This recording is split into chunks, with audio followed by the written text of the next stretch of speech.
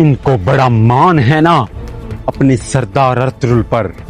देखना, इसको ऐसे शिकंजे में करूंगा कि फिर निकल नहीं पाएगा। तुम तैयार हो ना? जी सरदार, जी सरदार, तुम तैयार हैं? हम भी तैयार जाओ, हैं। मालूम कर आओ क्या चल रहा है। जैसे आपका हुक्म।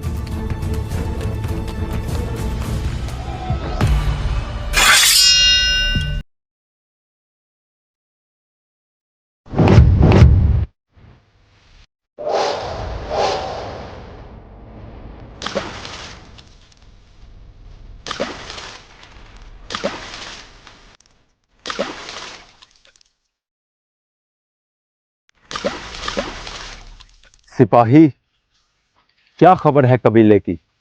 सरदार, स्लेबियों ने हमारे भेड़ बकरियां और जानवर सबको खत्म कर दिया है और हमारे कबीले में बहुत बुरी हालत है।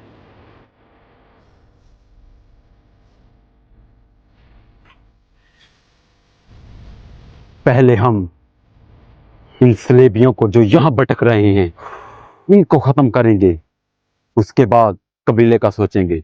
चलो, जैसे आपका हुक्म, चलें।